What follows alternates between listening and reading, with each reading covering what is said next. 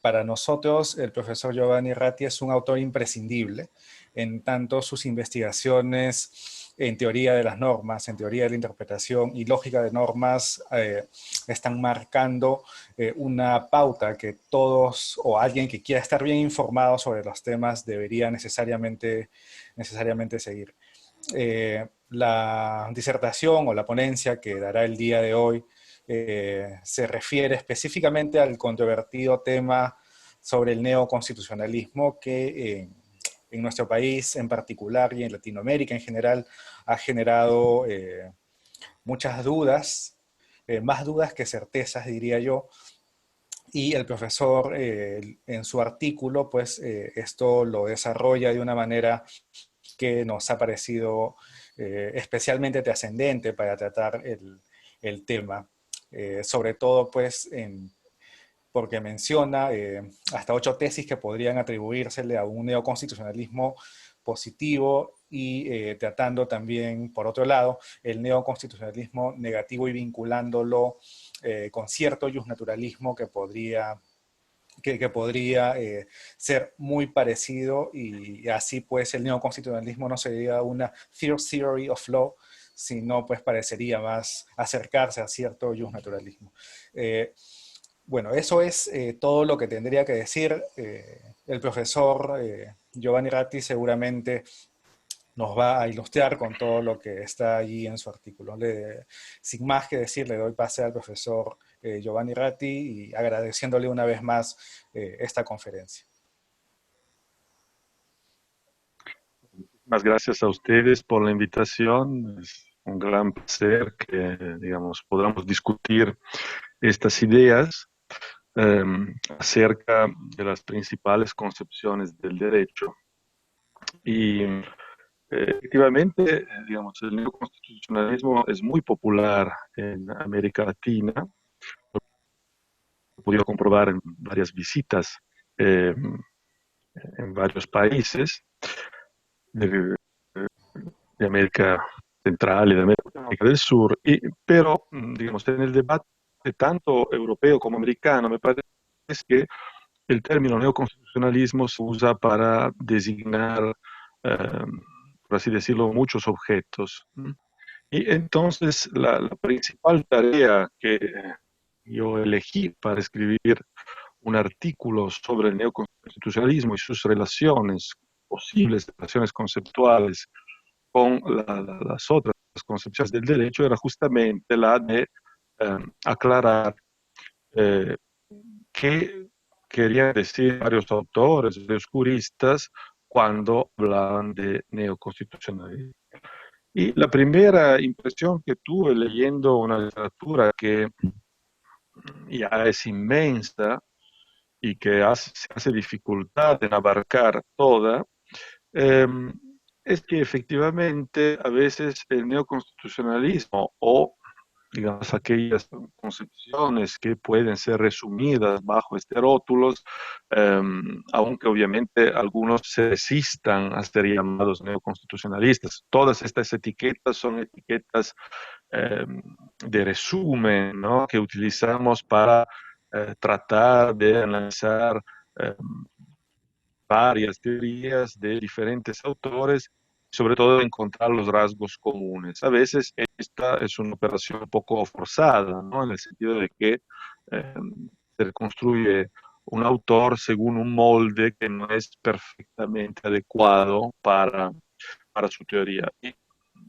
todos ustedes saben que, por ejemplo, Manuel Atienza se resiste mucho a ser llamado neoconstitucionalista, al contrario, él prefiere el rótulo, la calificación de postpositivista, ¿no? Y nos presenta una concepción postpositivista que es cercana al neoconstitucionalismo, pero también se diferencia en diferentes rasgos. Yo creo, digamos, que son muchos los rasgos que unen el postpositivismo al neoconstitucionalismo y como todavía cuando escribí el artículo, o sea, hace 5 años, este rótulo de pospositivismo, digamos, no se había impuesto de manera eh, tan general, entonces hice una operación, digamos, de simplificación, si queremos, y entonces piensa como, por otro lado, se hace muy a menudo en literatura, como un exponente, uno de los principales exponentes eh, del neoconstitucionalismo. Decía, una parte de la literatura que yo, digamos, analicé, estaba caracterizada por presentar el neoconstitucionalismo como la reacción a algo, y en particular como la reacción al positivismo jurídico. Obviamente también la expresión positivismo jurídico es una expresión que necesita ser aclarada para entender qué quiere decir reaccionar contra el positivismo. Y como ustedes saben, hay muchos autores que han investigado, digamos, el significado que se ha atribuido a esta expresión, por ejemplo, Bobbio, por ejemplo, Alfros, por ejemplo, Buligui. Entonces, no es claro muchas veces entender a qué tipo de positivismo el neoconstitucionalismo reacciona. Como ustedes saben, desde el punto de vista del uso de la lógica, que es algo, digamos, que la filosofía analítica siempre tiene entre sus instrumentos principales, podía reconstruir estas relaciones entre concepciones que reaccionaban la una a la otra como una serie de negaciones. Eh, Negaciones en particular de las tesis sostenidas por las diferentes concepciones. Pero si queremos dar una visión, digamos, general, podemos decir que el positivismo jurídico, en sus varias formas, es una reacción al justnaturalismo, o mejor dicho, es un conjunto de negaciones relativas a tesis sostenidas por la mayoría de los autores que se pueden escribir al justnaturalismo. De esta misma forma, el neoconstitucionalismo es una reacción en el sentido de que niega, eh, niega, es una forma de negar varias tesis del positivismo.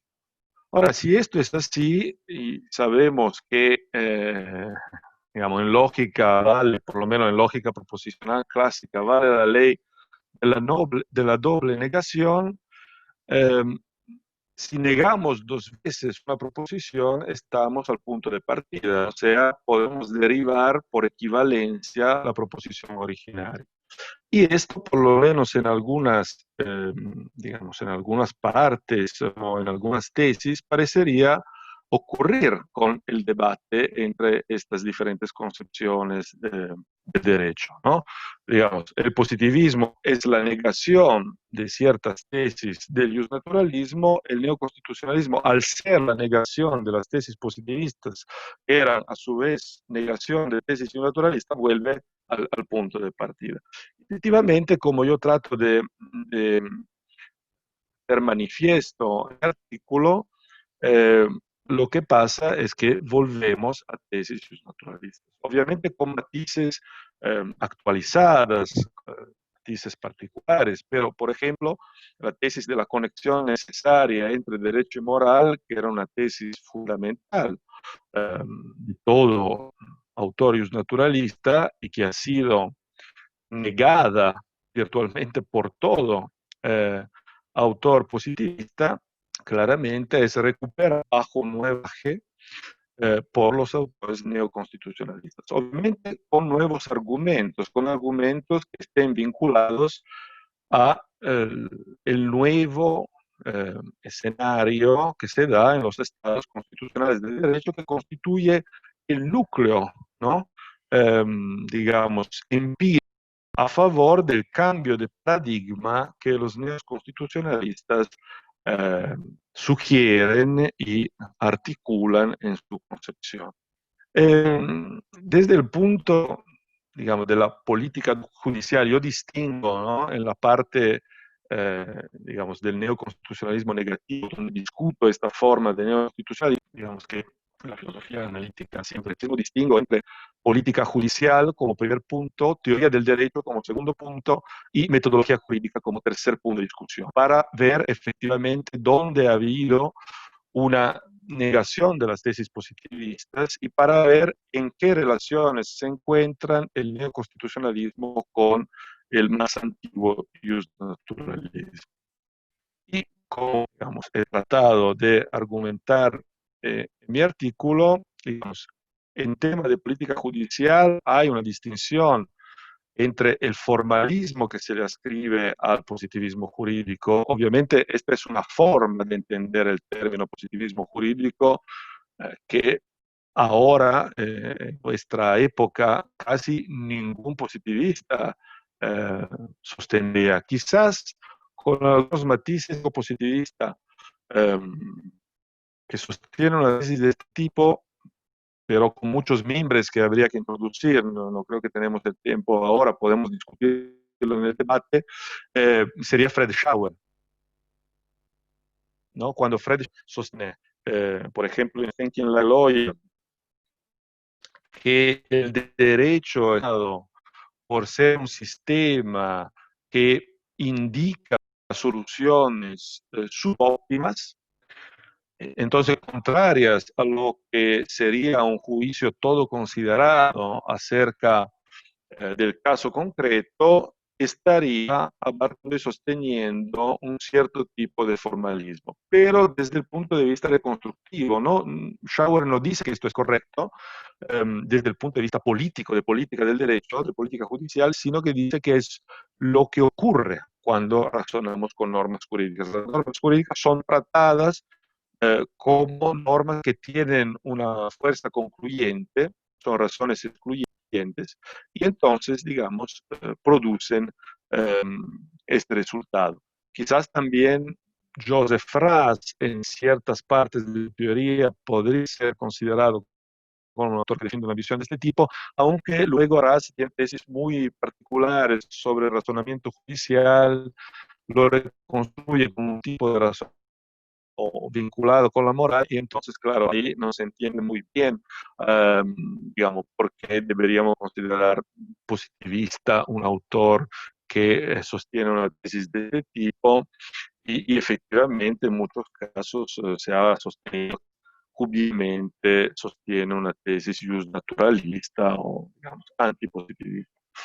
Eh, en relación con la teoría jurídica, el neoconstitucionalismo, como se sabe, si queremos dar una visión, digamos, general, tiene que todo el núcleo del positivismo teórico, como por ejemplo le construye Bobbio, sea el derecho como un conjunto de normas imperativas, digamos, coactivas, que son frutos del poder del Estado, ¿no? De dictar normas por parte de los órganos del Estado, que constituyen un conjunto coherente y completo de normas, etcétera, etcétera. Eh, Algunas de estas tesis son criticadas de manera muy fuerte, institucionalismo, eh, y este punto yo diría correctamente, porque obviamente algo es explicar el estado legislativo del 800 y otra cosa es explicar el derecho constitucional contemporáneo, esto es obvio. Sin embargo, se olvidan digamos, de matizar que muchos de los positivistas teóricos contemporáneos sostienen en términos de construcción de lo que son los sistemas jurídicos eh, tesis que han sido, digamos, recuperadas por el neoconstitucionalismo. Por ejemplo, toda la discusión sobre la constitucionalización del ordenamiento jurídico es fruto del análisis de un autor positivista como Ricardo Guastini. Si ustedes toman el artículo del profesor Aguiló Alicante sobre las diferencias entre positivismo y pospositivismo, eh, verán que el comienzo está vinculado con el análisis guastiniano de la constitucionalización de los ordenamientos jurídicos.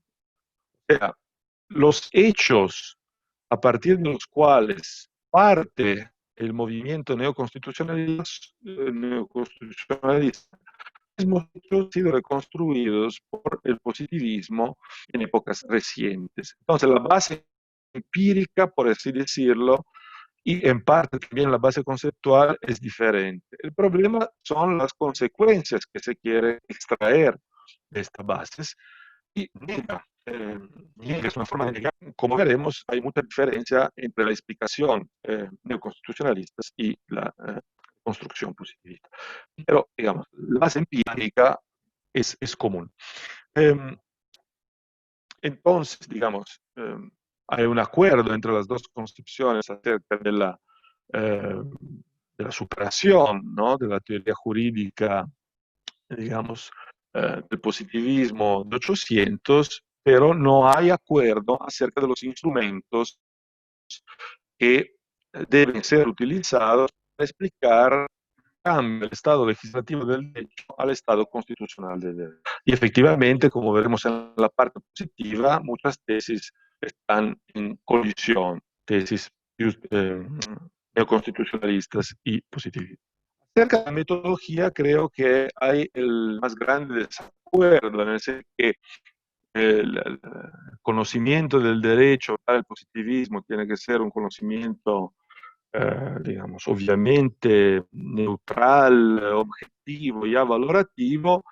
El neoconstitucionalismo sostiene que ya tenemos que deshacernos de esta idea de que la ciencia jurídica pueda proporcionar un conocimiento de este tipo, sobre todo por una razón, porque las constituciones contemporáneas contienen, según la reconstrucción neoconstitucionalista, principios constitucionales que son un puente entre derecho y moral. Para determinar el contenido del derecho tenemos que argumentar moralmente. Si negamos dos veces una proposición, estamos al punto de vista, tenemos que hacer referencia a principios morales. Esto destruiría la, digamos, separación entre derecho y moral, sería algo que va en contra de la separación entre derecho y moral, y esto, digamos, nos sugeriría que evidentemente eh, ya no hay posibilidad de conocer de manera valorativa el derecho. Para conocer el derecho y su contenido tenemos que realizar evaluaciones morales o realizar argumentaciones morales. Después hay muchos otros elementos, pero digamos, se pueden ver en el debate. Eh, y eh, por eso, digamos, que se encuentra muchos neoconstitucionalistas a partir de Dworkin, pero también Atienza, también Aguiló, es que la distinción entre lenguaje descriptivo se difumina mucho, y también la distinción entre lenguaje objeto y metalenguaje se difumina y no es tan relevante, se podría eliminar según algunos de ellos, y esto obviamente es totalmente contrario al núcleo de las tesis principales del positivismo jurídico, que se basan justamente digamos, en las distinciones entre descriptivo y prescriptivo, lenguaje, metalenguaje, etcétera, etcétera. Por lo que concierne al naturalismo, iré muy rápido para, eh, digamos, no consumir demasiado tiempo, pero debería ser ya claro que el neoconstitucionalismo, reaccionando y negando las tesis sobre los puntos que acabo de mencionar, recupera una eh, influencia naturalista, la política judicial, los argumentos que en el artículo se encuentran plenamente desarrollados, se recuperan, digamos, visiones, ¿no?, como la de la obediencia condicional al derecho. Entonces, el papel del juez no sería el de aplicar, digamos, formalmente el derecho, sino de moldearlo en relación con consideraciones, sobre la base de consideraciones de justicia, algo que ya estaba presente en los naturalistas y que ha sido recientemente explicado muy bien por autores constitucionalistas que dicen que efectivamente, digamos, hay alguna forma de paralelismo, ¿no?, entre, qué sé yo, la tesis de Hobbes sobre la influencia del derecho natural sobre la interpretación del derecho positivo y el papel juez, sobre todo el juez constitucional, se encontraría a realizar en el mundo contemporáneo, el mundo jurídico contemporáneo.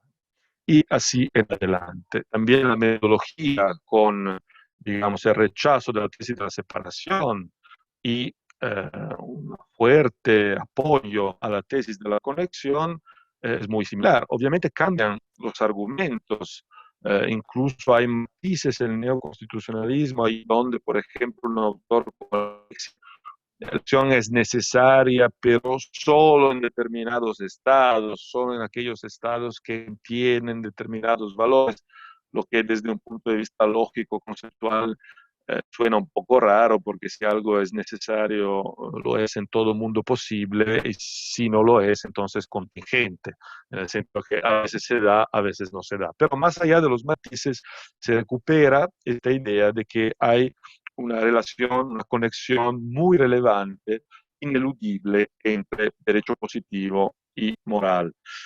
La diferencia verdaderamente, digamos, importante, yo diría, que hay el naturalismo y el neoconstitucionalismo se da en el ámbito de la teoría del derecho, donde los naturalistas tienen una visión deductivista, yo diría, de la reconstrucción de los sistemas normativos, ¿no? Mediante, digamos, las deducciones explicadas more geométrico, mientras que es una tesis fundamental de casi todos los neoconstitucionalismos contemporáneos. Digo casi porque siempre hay la posibilidad de que haya alguien que se califique como neoconstitucionalista que no sostenga esta tesis, aunque me parecería muy sorprendente, pero todos los que conocemos sostienen la idea de la necesaria ponderación de los principios, eh, y todos los que conocemos sostienen que esta operación es una operación de otra naturaleza. También aquí habría mucho que decir. También recientemente he dedicado varios estudios a la ponderación. Eh, si quieren, después en el debate podemos hacer, digamos, hincapié en varios aspectos de eso. Esto atañe a lo negativo, digamos, si veamos el neoconstitucionalismo como una reacción a las teorías precedentes, concepciones precedentes. Por lo que concierne a las tesis positivas, bueno, son tesis muy conocidas, entonces yo las repasaré muy brevemente, y después haré algunos breves comentarios, pero dejaré de nuevo al debate eh, posibles profundizaciones. La primera tesis es la tesis, la distinción entre reglas y principios.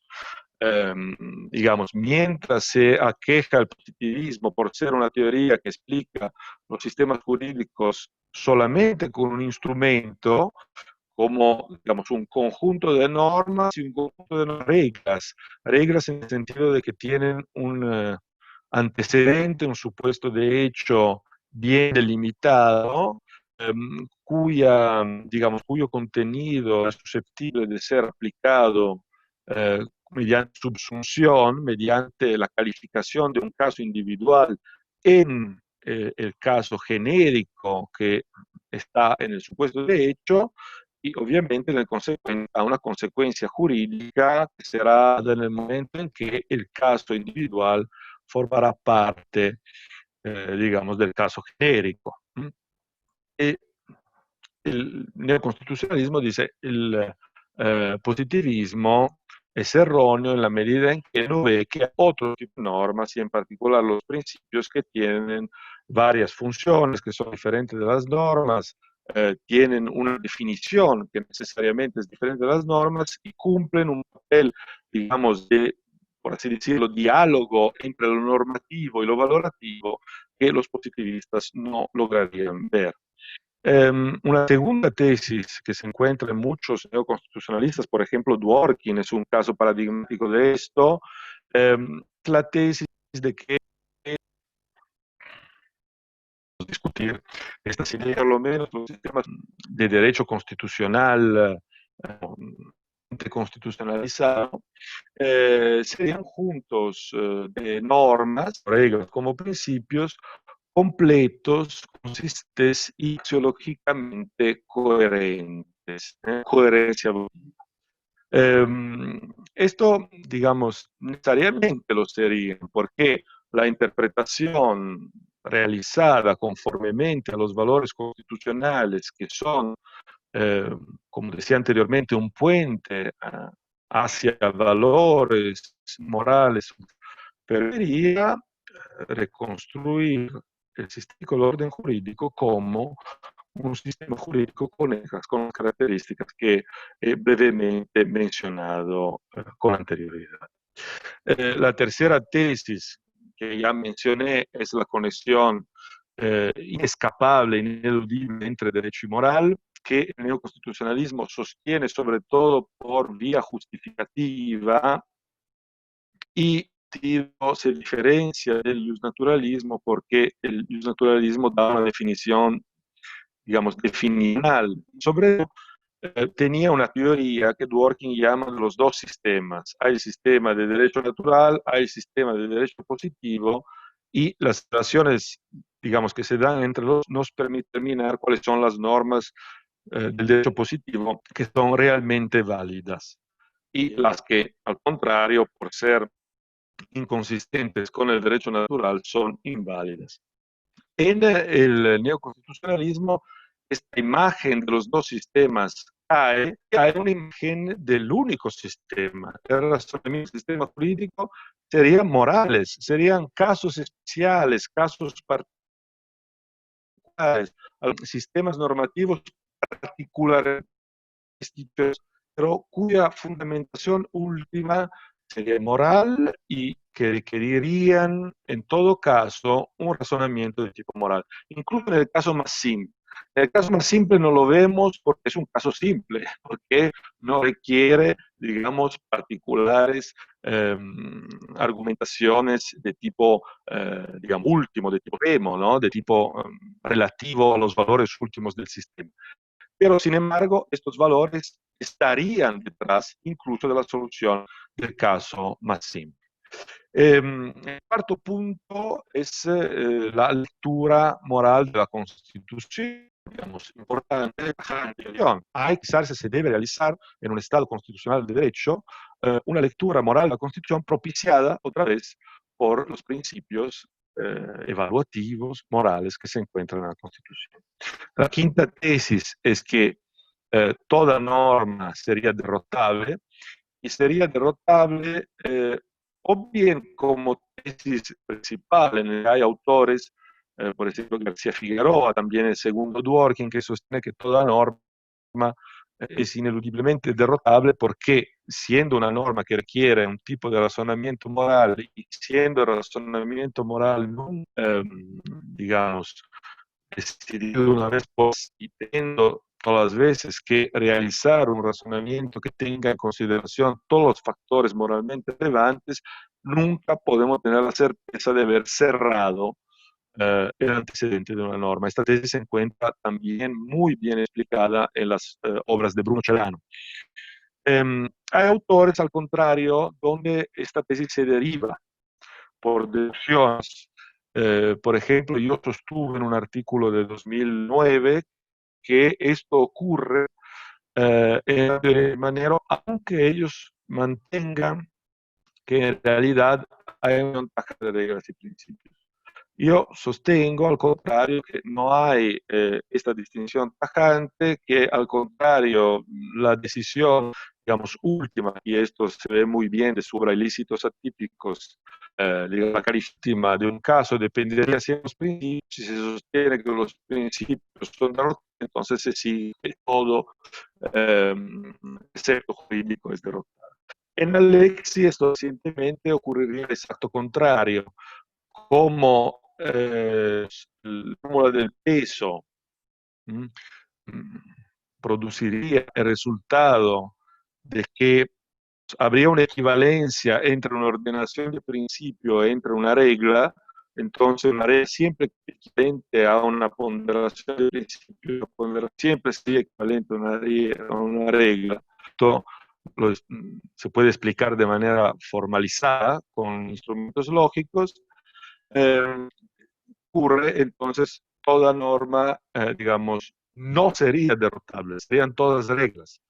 Entonces, como ven, se puede derivar en el neoconstitucionalismo según una tesis extrema o la otra tesis extrema, a veces, digamos, como consecuencia indeseada a partir de las premisas que utilizan estos autores. La sexta tesis es la, digamos, que distingue entre subsunción y ponderación, que es una tesis derivativa de la distinción entre que se dice las reglas requieren subsunción, pues requiere ineludiblemente ponderación.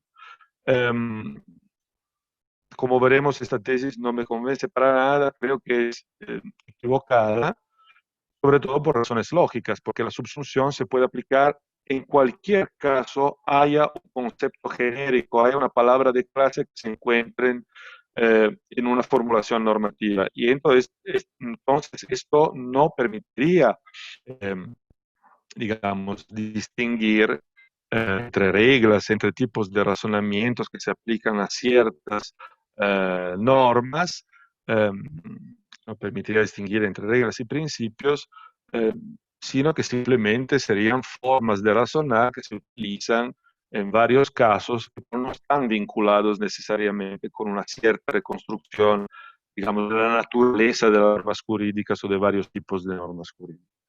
La séptima se deriva este armazón, ¿no?, que hemos visto anteriormente, es la idea de que los jueces pueden decidir cualquier caso de forma correcta, de forma moralmente correcta y bien de forma, digamos, consistente, sin que se produzcan al punto final de la decisión con esas formas del sistema. Los juristas podrían reconstruir de forma armoniosa, con armonía, enteros órdenes jurídicos.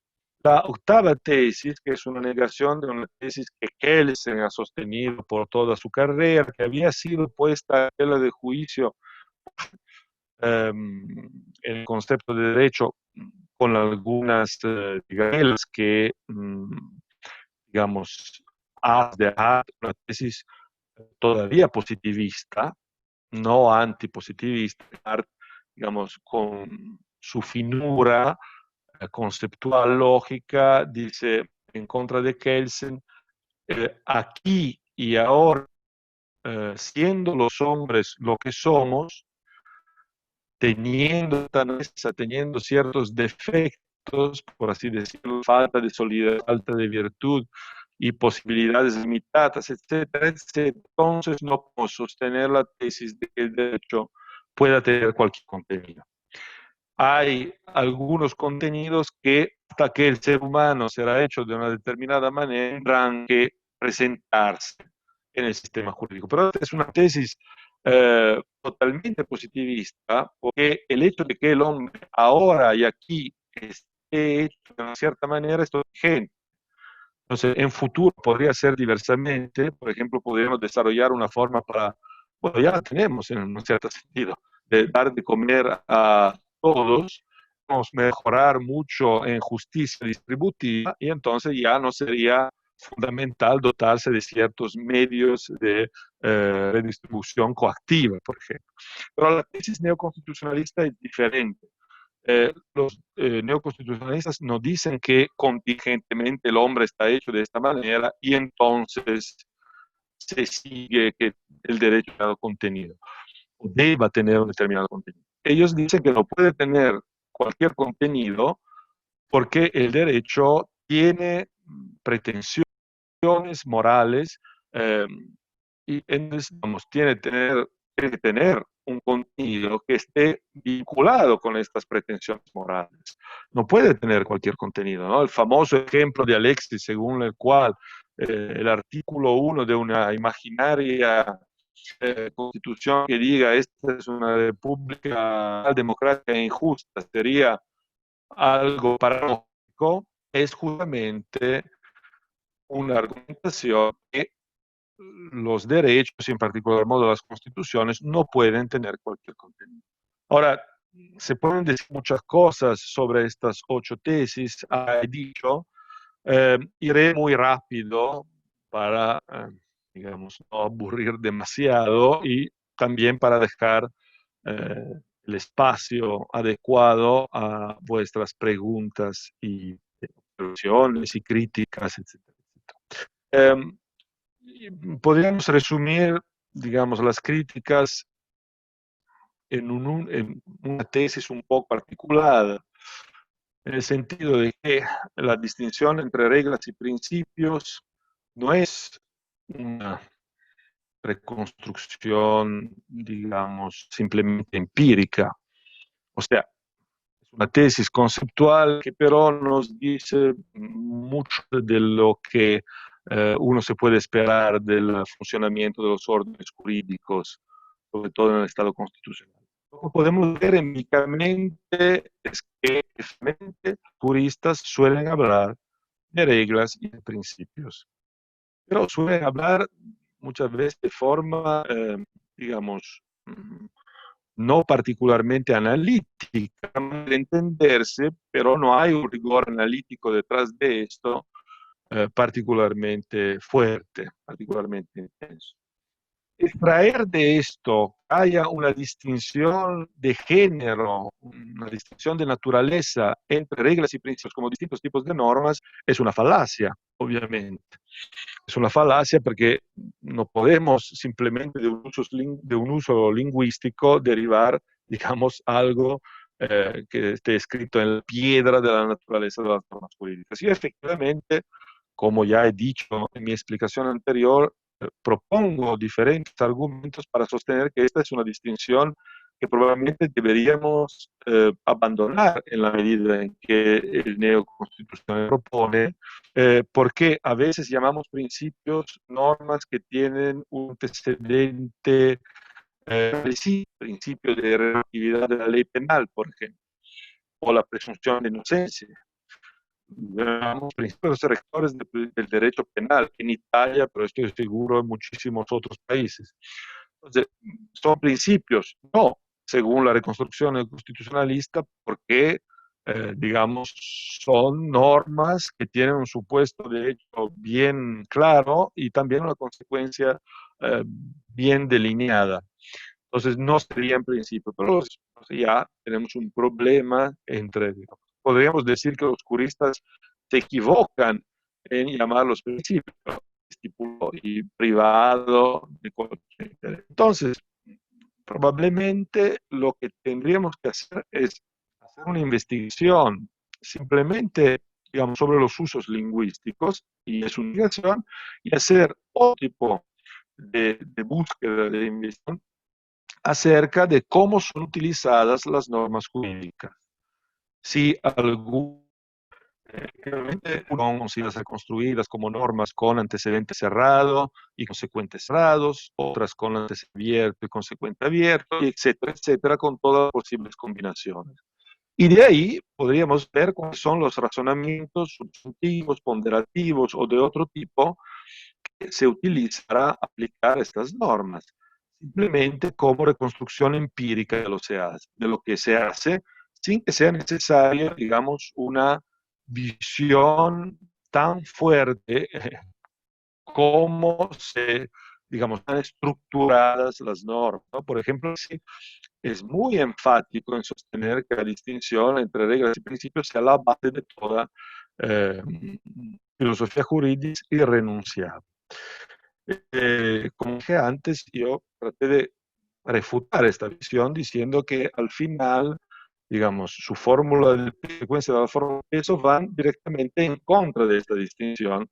Y esto quiere decir que, bueno, la teoría de Alexia es contradictoria, pero también quiere decir que hay problemas de premisas y probablemente Alexia podría tranquilamente eliminar la premisa de la distinción tajante entre reglas y principios, tranquilamente sostener la fórmula del peso sin decir que necesariamente se aplica solo a los principios.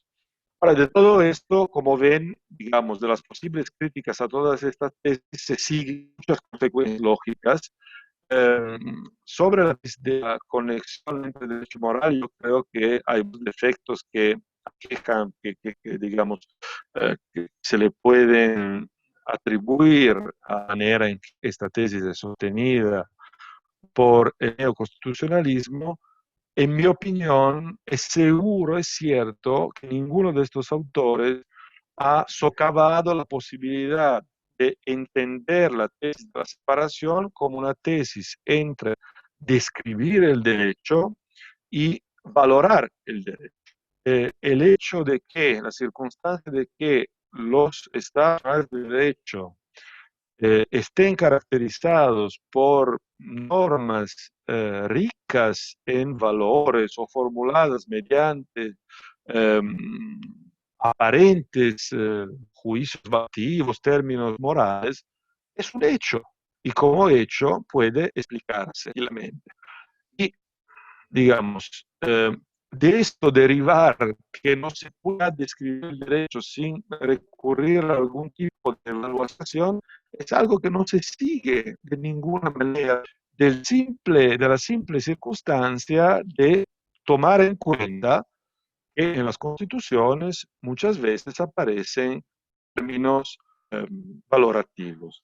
Aunque esto, yo lo digo en el paper, ocurría también con los códigos penales, con los civiles, los que se dictaron anteriormente. Bueno, para terminar, eh,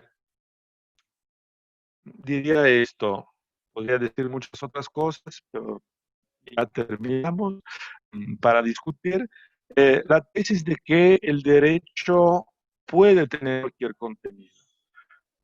Hay dos argumentos que se pueden utilizar. El primero es que, de hecho, cualquier legislador puede poner cualquier cosa en las fórmulas legislativas y constitucionales y, de hecho, esto ha ocurrido.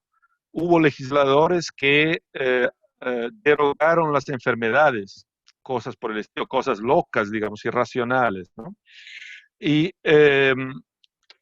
pero, digamos, si no llegamos a estos límites de racionalidad y vemos nuestras constituciones, vemos muchas diferencias.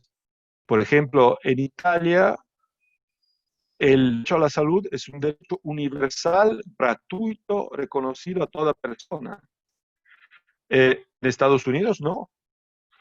En Estados Unidos, el derecho de llevar armas es un derecho nacional, fundamental de toda persona. En Italia, no. Sea, ¿cuál sería la teoría moral que permitiría sostener que hay necesariamente un contenido que debe aparecer, digamos, en todo sistema jurídico, que permitiría, digamos, explicar de manera coherente casos tan diferentes como el caso italiano y el caso estadounidense? Esta es una pregunta a la cual todavía no he encontrado ninguna respuesta y efectivamente muchos de los neoconstitucionalistas terminan sosteniendo que en realidad, esto Dworkin lo dice muy claramente, su teoría del derecho explica su derecho, su sistema jurídico, pero no todo sistema jurídico. Entonces, habría una diferencia muy fuerte entre el positivismo, otra diferencia muy fuerte entre el positivismo y el neoconstitucionalismo, en el sentido de que el positivismo jurídico tiene la pretensión de construir una teoría general del derecho que, digamos, se puede utilizar para un conjunto muy amplio de órdenes jurídicos. El neoconstitucionalismo, si se interpreta a Dworkin, al contrario, sería una teoría particular de un sistema jurídico particular, o por lo menos de un núcleo muy de sistemas jurídicos con ciertas particulares. Pero yo diría que termino aquí y muchas gracias por... Y ahora podemos seguir con el debate, si quieren, obviamente. Bien, profesor Giovanni, extraordinaria y clarísima los alcances que nos ha dado sobre su artículo Neoconstitucionalismo positivo y negativo. Tenemos algunas preguntas por alguno de los compañeros del taller, como por el fanpage. Primero, daré pase con un compañero que va a realizar una pregunta. No sé si también Jonathan Ávila quisiera decir algunas palabras previamente. Yo creo que demos pase a las preguntas y ya al final, si es que queda un poco de tiempo, también hago alguna. Vale, perfecto. Uno de los miembros del Taller de Derecho Constitucional desea dar la palabra para poder hacer la pregunta, por favor.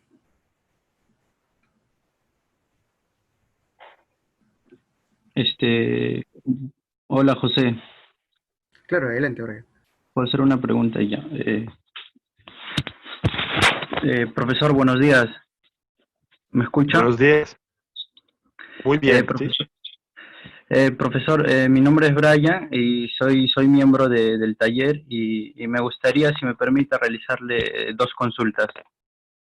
Ujú. Sin embargo, antes quisiera agradecerle por haberse tomado un tiempo y decirle también que es realmente un honor tenerlo por aquí. Bien, mi primera pregunta es la siguiente. Basándome en la propuesta del profesor Alfonso García Figueroa, el neoconstitucionalismo plantea, entre otras tres tesis, para la fundamentación de la unidad de la razón práctica en el plano argumentativo, plantea tres tesis. Estas tres tesis son la tesis de la pretensión de corrección, la tesis del caso especial y la tesis de la unidad de la razón práctica.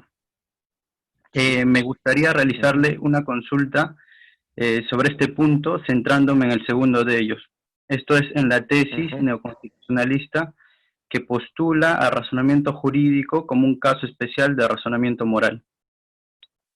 El profesor José Juan Moreso, en una réplica que realiza el texto Formas de Neoconstitucionalismo, un análisis metateórico del profesor Paolo Comanducci, sostiene que la tesis del caso especial, bajo determinadas condiciones, resulta aceptable. Dichas condiciones, menciona, están relacionadas con dos puntos. El primero, que se trate de sistemas constitucionalizados que remitan a la moralidad, y el segundo, que la tesis del caso especial es aceptable solo en aquellos fragmentos de razonamiento en los cuales el texto constitucional remite a la moral.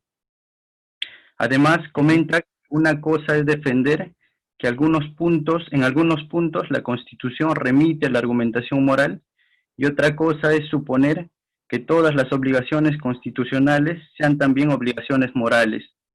Menciona que él opta por la primera postura y por tanto la separación conceptual entre derecho y la moral se mantiene. Me gustaría, profesor, saber cuál es su opinión respecto a la propuesta que plantea el profesor Moreso, al menos en la lectura que le he podido dar. ¿Puedo seguir con la segunda o, profesor, espero a que me responda o que me... Como quieran ustedes, puedo responder y hacer la pregunta, si no puedo hacer la pregunta. ¿Cómo prefiere usted? ¿Me la podría responder, profesor, y luego continúo con la segunda, por favor? Sí. Primero, muchas gracias por la pregunta. Es un placer para mí estar viendo con ustedes, como dije. Ahora, yo diría que la tesis del caso especial, aunque, digamos, sanificada, saneada, ¿no? De esta manera como sugiere el profesor Moreso, está equivocada, en mi opinión. En ningún momento hay, digamos, una necesidad conceptual de reconstruir el razonamiento jurídico como razonamiento moral. Primero, por dos razones. La primera, evidentemente, digamos, lo que forma parte de la moral, del conjunto de las normas morales, lo que forma parte del conjunto de normas jurídicas es totalmente contingente.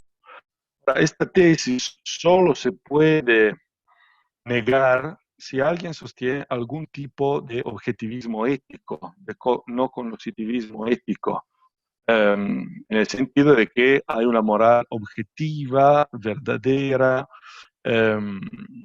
que se puede conocer, accesible epistemológicamente, etcétera, etcétera. Y tenemos todas estas premisas. Lo que viene a decir el profesor Mort sería en ellos, digamos, sectores del derecho constitucional, donde los principios constitucionales son también principios morales, entonces el razonamiento, digamos, debería necesariamente la moral, y entonces tendríamos un caso de razonamiento constitucional y por ende jurídica sería un caso de razonamiento moral. Pero esto, digamos, deriva de la premisa del objetivismo ético. Si no deriva de la premisa del objetivismo ético, es una tesis trivial. O sea, consiste simplemente en decir que contingentemente ciertas conclusiones jurídicas, premisas jurídicas, al mismo tiempo podrían entrar en un razonamiento paralelo, por así decirlo, de naturaleza moral. Pero esto no lo niega nadie y no es muy interesante, digamos. El punto es la verdad del objetivismo moral. Y voy al segundo punto. A mi parecer, en mi opinión, todavía nadie ha dado un argumento, obviamente ningún argumento empírico, porque los hechos morales ninguno los ha visto, y entonces, digamos, tenemos buenas razones hasta que no se encuentre una prueba de ellos, de sostener que no existan, ¿no? Y en segundo lugar, ninguno ha dado, en mi opinión, digamos, ha proporcionado un razonamiento conceptual que nos lleve a aceptar necesaria objetividad de un cierto conjunto de normas morales.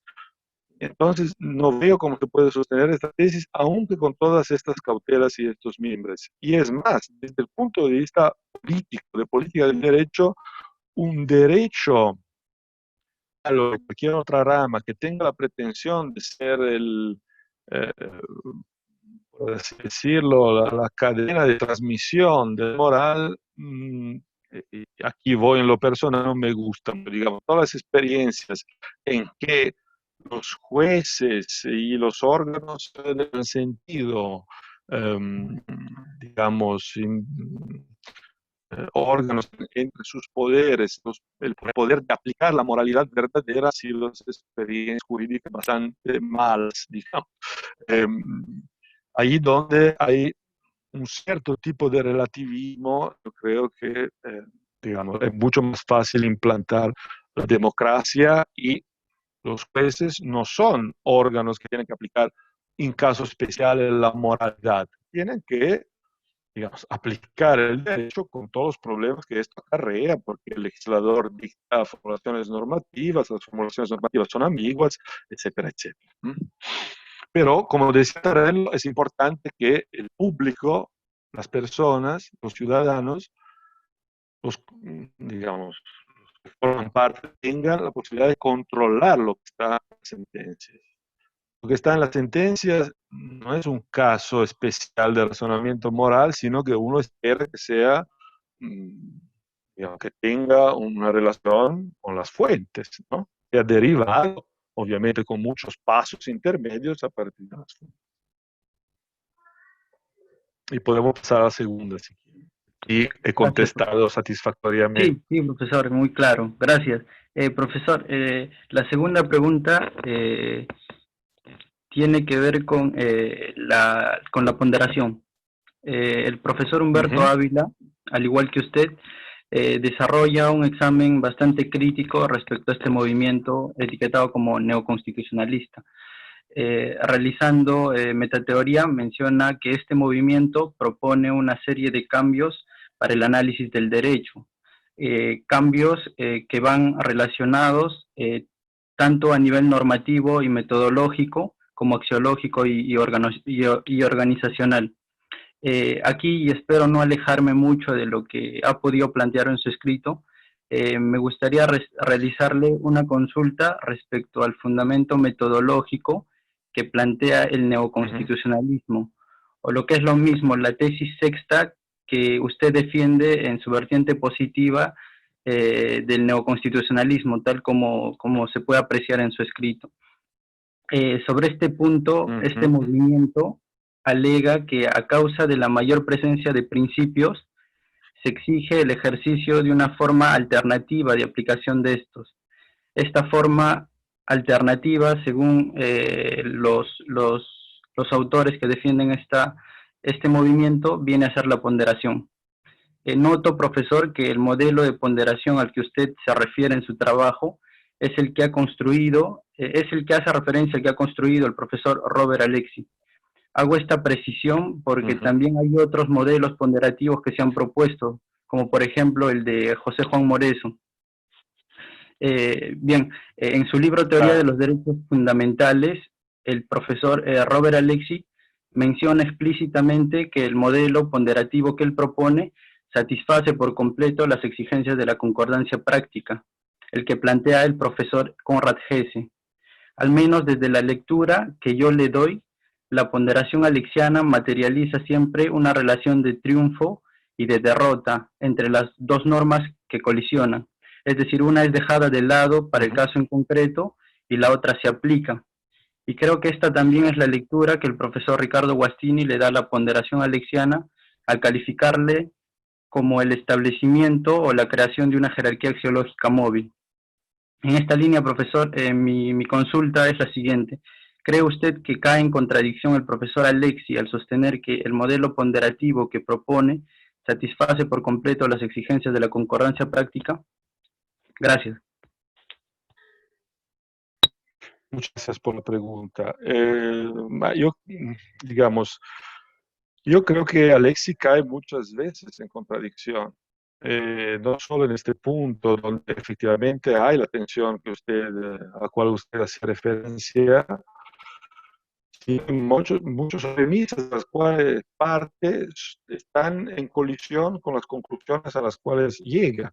Y claro, si esto pasa, quiere decir o que las premisas son falsas, o que el razonamiento está en error, o que las conclusiones no se siguen, ¿eh? Y entonces el razonamiento tiene que haber algún fallo.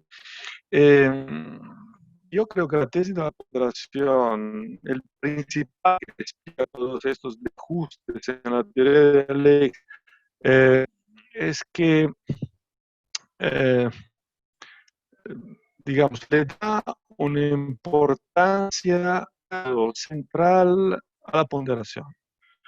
Porque la ponderación sirve, en primer lugar, o se vincula, en primer lugar, con la distinción entre reglas y principios. Entonces, digamos, forma parte de las bases de la teoría del derecho de Alexy. Y en segundo lugar, es fundamental para la vertiente moral de la teoría de Alexy.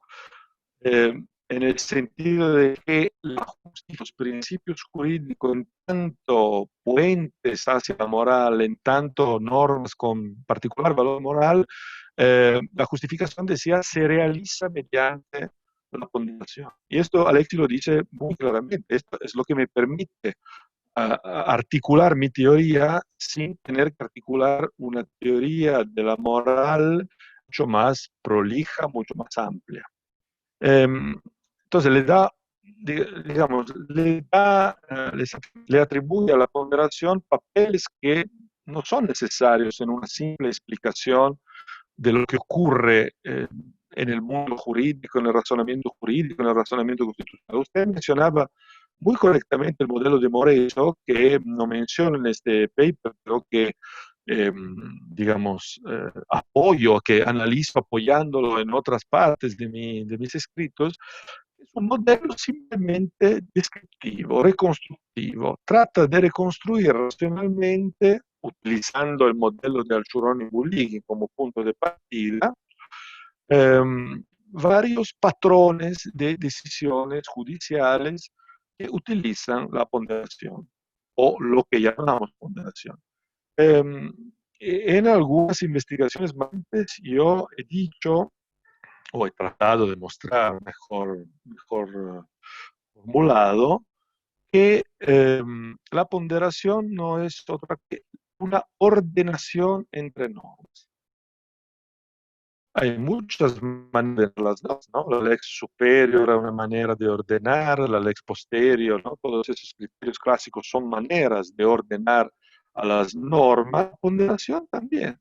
La ponderación, como muestran Moreso y Mendonca, no necesariamente está vinculado con un caso concreto, ¿no? Que es otra, digamos, inconsistencia o otra tensión que se da en la obra de Alexy, porque habla de la ponderación como algo que tiene que ver con casos concretos y después nos proporciona una fórmula del peso que está calculada en gran parte sobre medidas genéricas o generales. Entonces, o es general o es Entonces, digamos, variaciones, y la que usted menciona es una de las tantas tensiones que están en la teoría de Alexi, que tiene méritos, porque no quiero decir que no tenga méritos, que esté todo equivocado, obviamente esto sería injusto, eh, pero demasiado énfasis sobre partes, algunas partes de su podrían ser tranquilamente argumentadas sin ponerle tanta carne al fuego, ¿no? Por así decirlo, sin ponerle,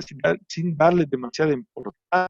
La pasión existe, sí, ¿cómo se puede explicar técnicamente desde un punto de vista teórico? Lo explica Spinoza.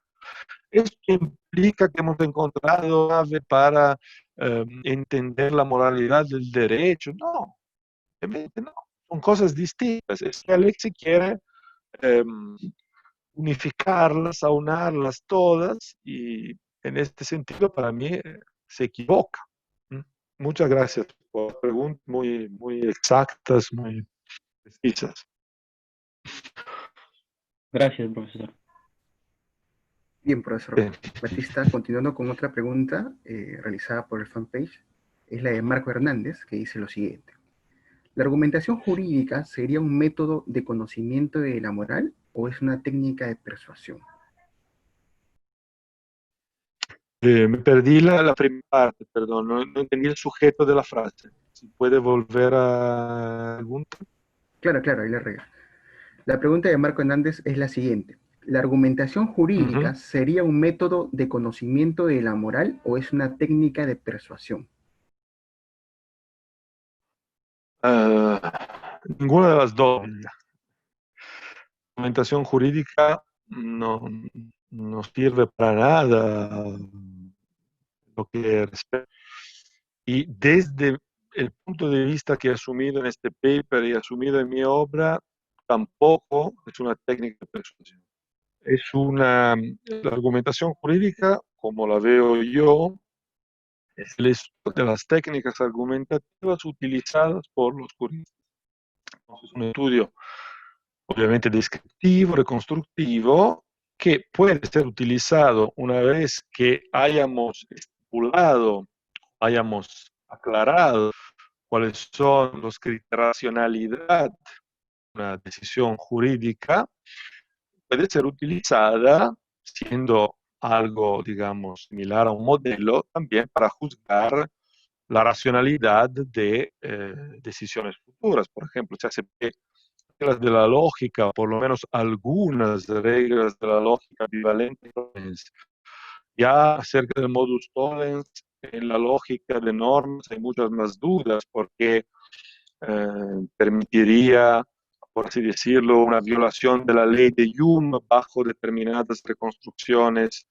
Eh, entonces, digamos, hay que elegir los criterios de racionalidad, algo no simple, porque no estamos en un mundo apofántico, no estamos en un discurso con valores de verdad, y entonces, como ustedes saben, todavía discute si hay algún tipo de valor lógico que se le pueda atribuir a las normas. Yo personalmente, recientemente he estado haciendo estudios que están todavía, digamos, en theory, no se están realizando, eh,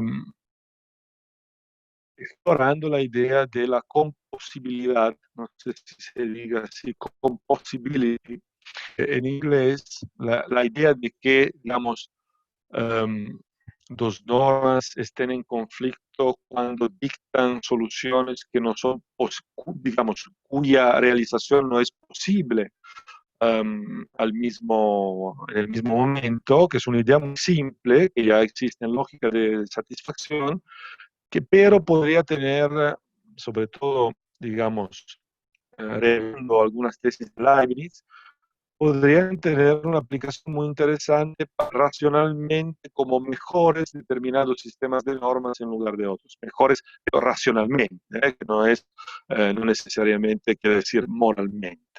Eh, para lo que atañe a la argumentación moral, digamos, siempre se ven a nosotros positivistas como, digamos, autores que sosteniendo que no hay objetividad moral, están vinculados con cualquier tipo de maldad.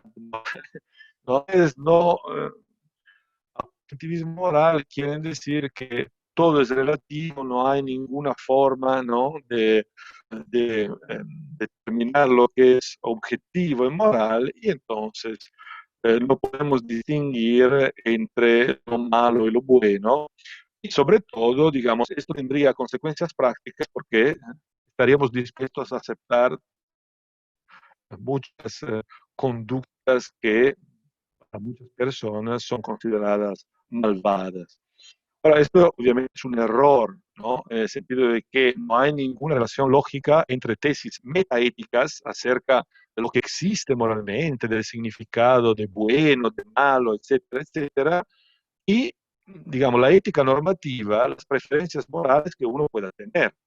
En el momento en que yo sostengo que no hay verdades morales, sin embargo, lucho por los derechos humanos de las personas, por ejemplo, migrantes que están en Italia, que recientemente, con el gobierno pasado, habían sido objetivos de cualquier, eh, digamos, vejación, ¿no?, jurídica.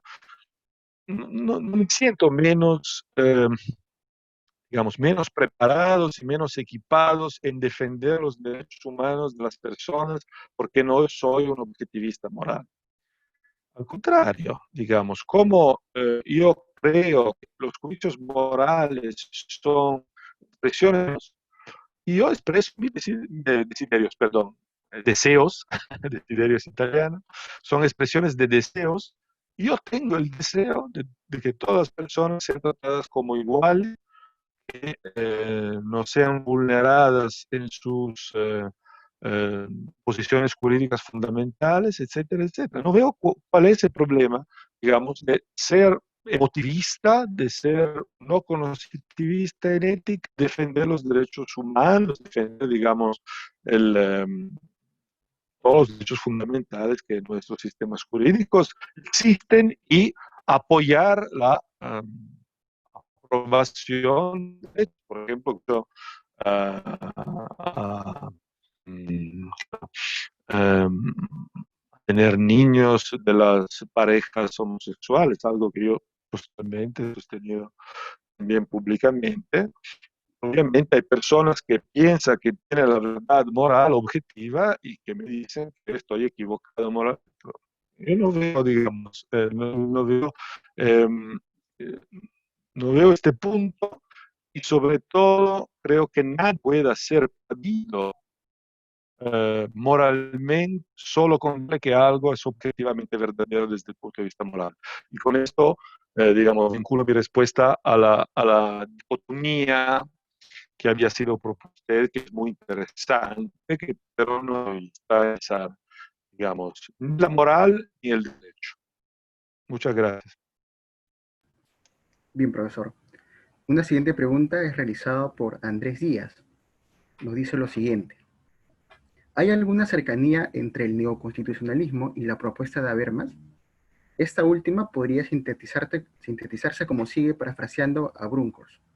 La democracia necesita derechos humanos fuertes. Sin derechos humanos no hay democracia, pero sin democracia tampoco hay derechos humanos. Hoy Habermas es casi el único que sigue afirmando esto, pero en el siglo XVIII era algo evidente de por sí. El sentido de todos los derechos humanos es la inclusión democrática igualitaria, la inclusión del otro. Bueno, muchas gracias por la pregunta. Sí, claramente hay una,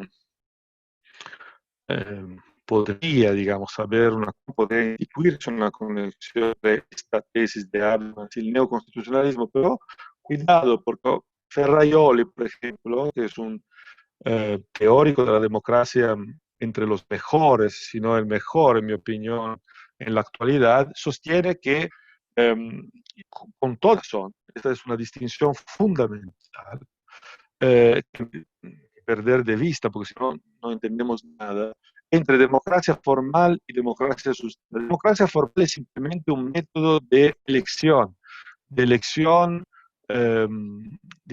toma de decisiones, por así decirlo. Un método deliberativo.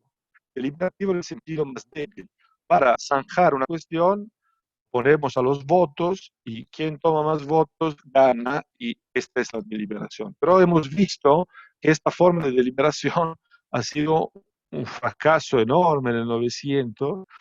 En el siglo pasado, en Italia Mussolini fue votado, en Alemania Hitler ganó las elecciones, y todos sabemos cómo terminó todo esto. Entonces, la democracia formal por sí sola no garantiza nada y no está vinculada con ningún tipo de derecho humano. Al contrario, puede implantar un sistema totalmente opuesto al reconocimiento de los derechos humanos. Entonces, yo tendría mucho cuidado de decir que democracia y derechos humanos van vinculados, que si tenemos una tesis de este tipo, llega un tipo como Salvini en Italia y te dice la verdadera democracia es aquella que, digamos, que le da plenos poderes, ¿no?, para hacer determinadas cosas, entre las cuales está la vulneración de los derechos humanos. De alguna parte a los débiles, los que vienen de afuera. Cuidado, esta es muy idealista. Efectivamente, el neoconstitucionalismo es muy idealista. Vivimos en el mejor de los mundos posibles, los mundos jurídicos posibles, y tenemos que cuidar de este mundo. Cuidado, porque no vivimos en el mundo mejor posible. Tenemos que, digamos, tener mucho desgaste todos los días para defender lo que hemos logrado en términos de derechos humanos, y tenemos que mejorar. Y esto no se hace diciendo que existe algo como que es democrático, que ya prevé los derechos y etc. Es una tesis teóricas, pero esta equivalencia yo no la veo. La protección de los derechos humanos solo se da en determinados sistemas jurídicos que son muy sofisticados y que tienen tutela jurisdiccional de los derechos a nivel constitucional, una total independencia, una muy fuerte independencia de los órganos judiciales, del poder político, etcétera, etcétera. Ni siquiera es suficiente tener formulación de los derechos humanos, obviamente, para que estos sean protegidos. La protección de los derechos humanos es un trabajo diario, dificilísimo, y la idea que cualquier democracia proteja los derechos humanos solo por ser democracia, solo tener algunos rasgos de democracia, es un error que acarrear muchos problemas. Y yo creo que la situación política actual que se está dando, por ejemplo, en Europa, donde están resurgiendo movimientos fascistas bajo nuevo ropaje, esta idea de que cómo votamos, vivimos en la democracia, cómo las constituciones formulan algunos derechos, todavía estamos en una democracia, puede ser peligrosa, porque la democracia es algo que se hace a diario. La protección de los derechos humanos es algo que cuando estaba en el gobierno Salvini, que digamos, tenía como principal eje de su política la humillación de determinadas personas, de grupos de personas, y era claramente inconstitucional, y muchas leyes que ha hecho están siendo declaradas inconstitucionales. Había muchos que decían, cuidado, porque ha sido elegido por el pueblo, entonces lo puede hacer, ¿no? Y no se puede que vulnera los derechos humanos, porque o, varios derechos humanos no están vulnerados por su política, o por ejemplo, los derechos humanos algunos no están vulnerados por su política. La cuestión es mucho más compleja de cómo Habermas y el neoconstitucionalismo nos las hacen ver, y creo, lo repito, son demasiado sutiles. Gracias, si me he, digamos, hecho una digresión demasiado larga. Bien, profesor. Ahora tenemos una pregunta por parte de una compañera del taller. Adelante, Rubí. Ok, gracias. Buenas tardes, profesor. En primer lugar, pues agradecerle por los minutos brindados a este espacio. Muy interesante su exposición, tanto como su artículo. Bien, pasando a mi consulta, sería respecto al activismo judicial y el rol de las cortes o tribunales constitucionales. Según su perspectiva, ¿cómo sería posible limitar el actuar de los tribunales o cortes constitucionales? Tengo entendido que muchas veces se da la respuesta de que sería la misma Constitución la que le impone los límites, pero si entendemos que justamente la función de los tribunales o cortes constitucionales es determinar lo que dice la Constitución, pues a mí me hace dudar de si realmente esto establece un límite. A la par, también se habla de la justicia dialógica, ¿no? Donde el pueblo daría el límite y la cuota de legitimidad a su actuación. Pero igual me caben dudas de cómo se haría para aplicar esta metodología a la realidad. Finalmente, también se habla de una Judicial Review débil, donde el órgano jurisdiccional constitucional entablaría diálogo con el legislativo o el parlamento al fin de legitimar su actuar y que los pronunciamientos que se tomen sean de acuerdo a lo que también el pueblo opina y decide de la Constitución, y así no se caiga en decisiones potencialmente arbitrarias o discrecionales por parte de los jueces constitucionales y sin tomar en cuenta el pensamiento popular. Así reitero mi pregunta principal, es cómo usted consideraría que se podría poner límites a este actuar de los tribunales o cortes constitucionales. Gracias. Muchas gracias a usted. Eh, bueno, digamos, su pregunta es muy interesante, tiene muchos rasgos a abordar de varias perspectivas. Primero, yo en términos teóricos, todo esto no es una crítica, no, no se tome como una crítica, digamos, es una propuesta modesta, una propuesta lingüística, por así decirlo. Yo nunca utilizaría pueblo, voluntad popular o expresiones de este tipo en la teoría jurídica porque no existe el pueblo, digamos, en términos conceptuales, que es el conjunto de todos, de algunos, de los que pueden decidir.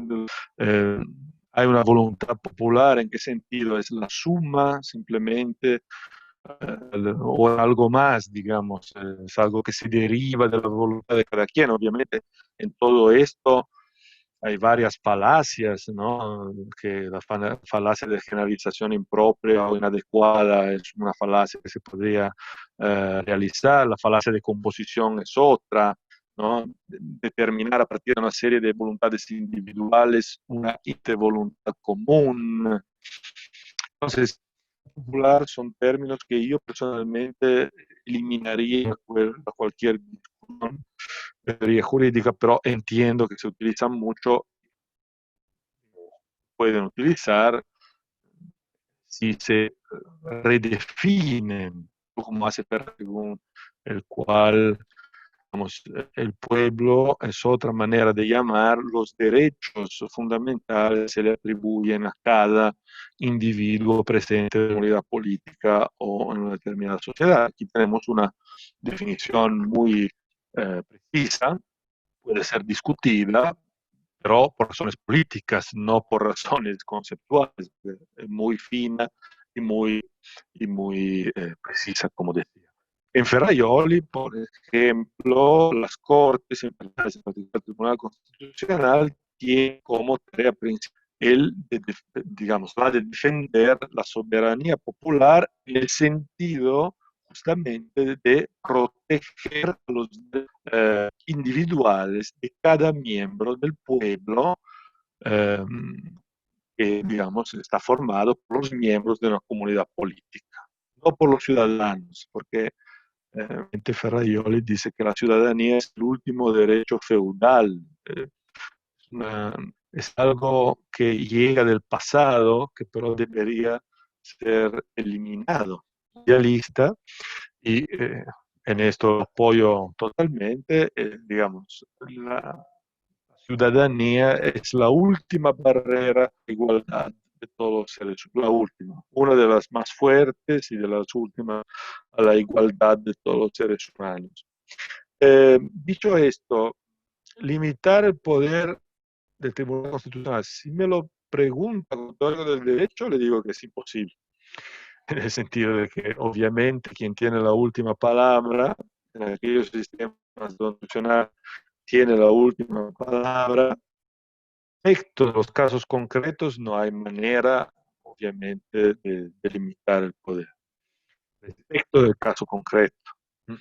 Eh, si me lo pregunta como, digamos, política, visión política del derecho, muy compleja porque hay momentos como el que hacía referencia antes en Italia, por ejemplo, el Tribunal Constitucional que ha dictado, está empezando a dictar sentencias que están constituyen gran parte de la legislación social del precedente, como era obvio, digamos, conociendo la cultura constitucional italiana, era obvio prever.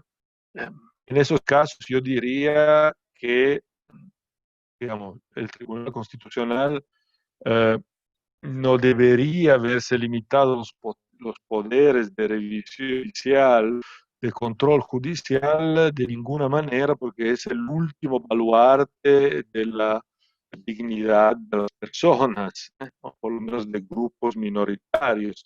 Entonces, en este sentido, desde el punto de vista de una teoría ferrarioliana, el Tribunal Constitucional es obviamente el órgano que tiene que proteger a las minorías frente a los abusos de las mayorías.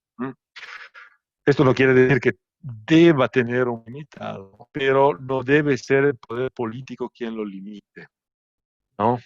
En el sentido de acción de la ultraderecha de decisiones, así el Tribunal Constitucional italiano se ha puesto a hacer política, no lo debería hacer, debería simplemente aplicar, olvidando, obviamente, digamos, haciendo, em, fingiendo de olvidar que obviamente su fundamental es controlar la constitucionalidad de la ley.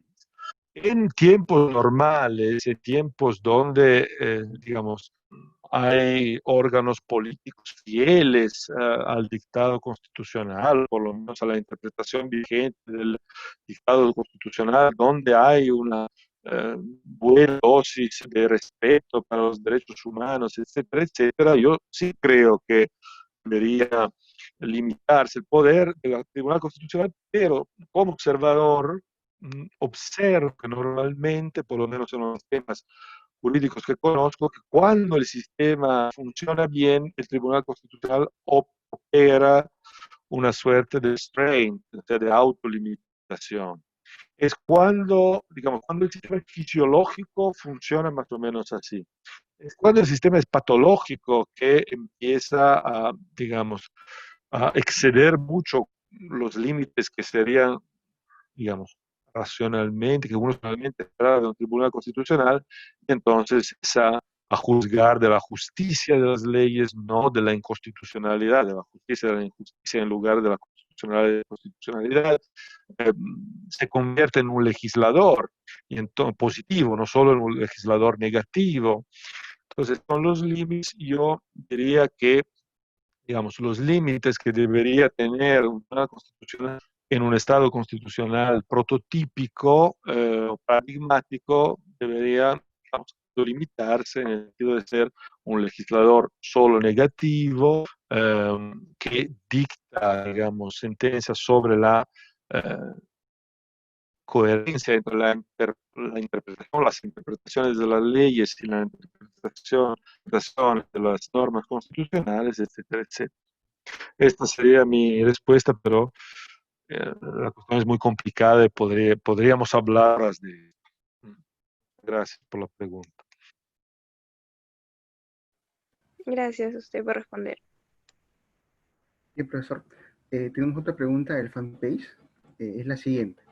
Interpretar desde principios consagrados en nuestro ordenamiento jurídico es una consolidación del positivismo.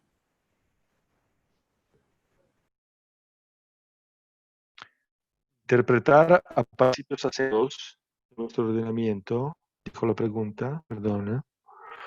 Le repito. Sí, gracias. Interpretar desde principios consagrados en nuestro ordenamiento Consagrar. jurídico es una consolidación del positivismo.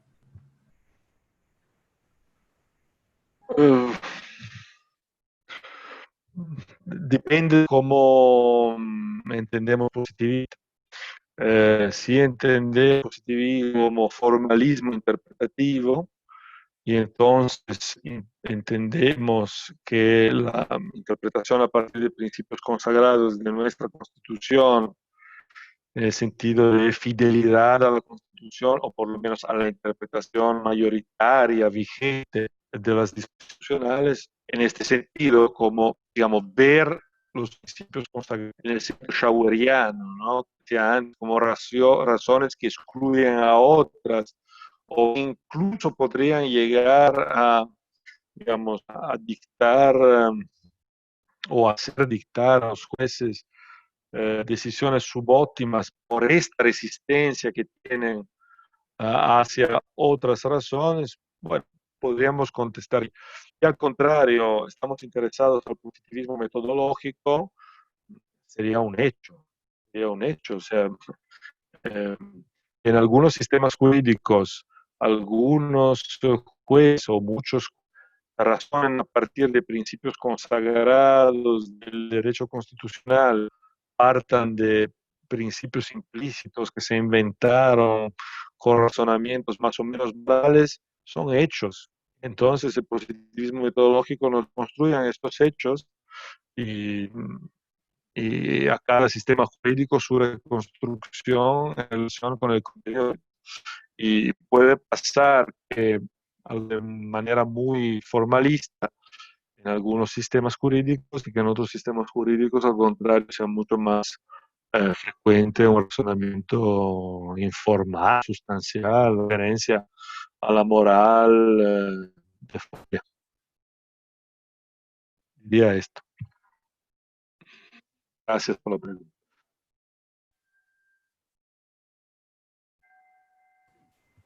Bien, profesor Giovanni. Una última pregunta, es de Alexa Repeto, nos dice lo siguiente. Para que una norma sea derrotable, ¿es necesario identificar la fuente moral y jurídica que hace derrotable una norma? ¿O simplemente es necesario identificar mediante algunos instrumentos lógicos que permitan averiguar la derrotabilidad de las normas? Muchas gracias por la pregunta. Todas las preguntas han sido excelentes. Me hicieron pensar mucho y esta no es una excepción. Yo diría que son dos cosas distintas. La fuente de la derrotabilidad es un problema, la reconstrucción lógica de la derrotabilidad es otro problema, otra cuestión. Es verdad, digamos, lo implícito en la pregunta, que tiene, digamos, varios estratos, ¿no?, de lectura, y está muy bien por esto, es que si la pregunta nos dice que en la literatura se han ido parejas, ¿no?, parejas. Y entonces, es el problema que yo denunciaba anteriormente. Reglas y principios, distinción de cultura lógica que se acompaña a la idea de que los principios tengan naturaleza moral y las reglas no o menos, digamos. Justamente esto.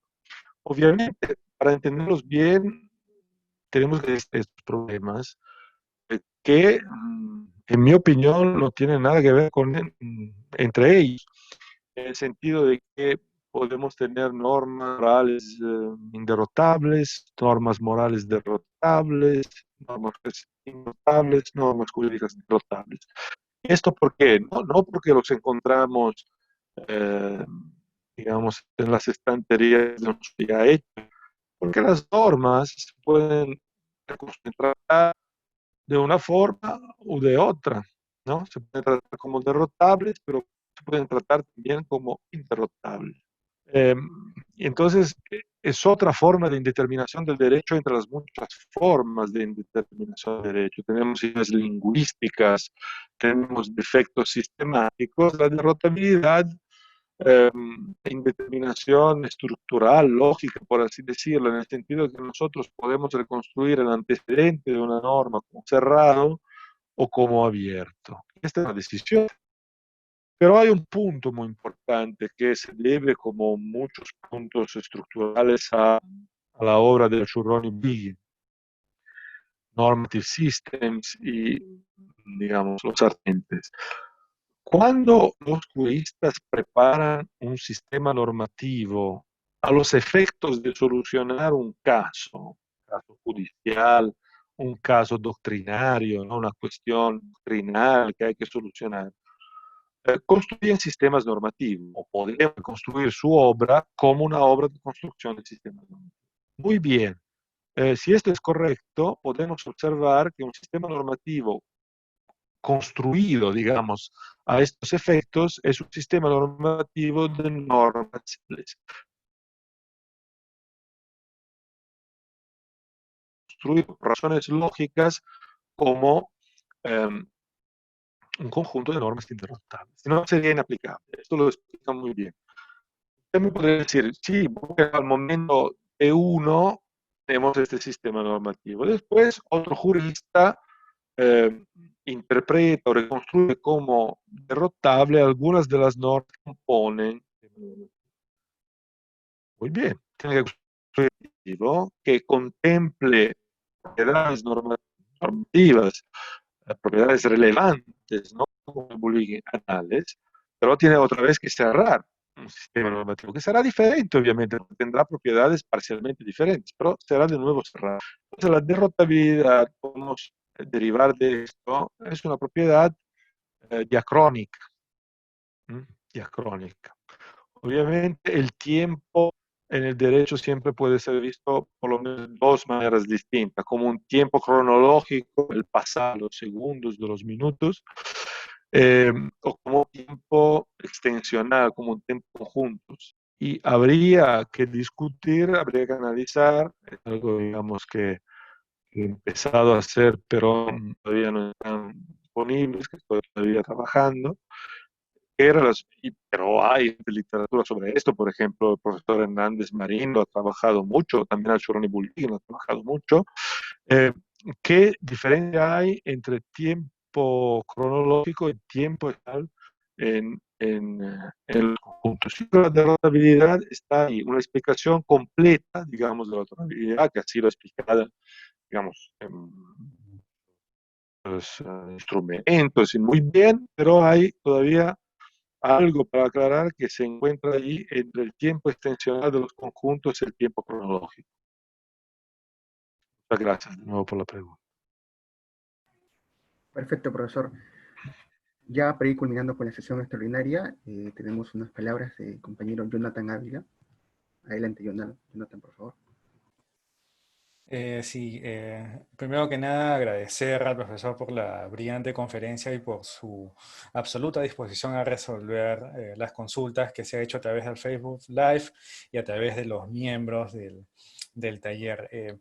Creo que hablo a nombre de todos. Hemos estado muy emocionados por su participación y por el esclarecimiento de muchas ideas y dudas que tenemos, y seguramente esto nos ha generado muchas más ganas de seguir investigando sobre los temas que usted ha trabajado en sus diversos libros. Espero que no sea la última vez que nos acompañe y finalmente le mandamos un caluroso abrazo desde Perú.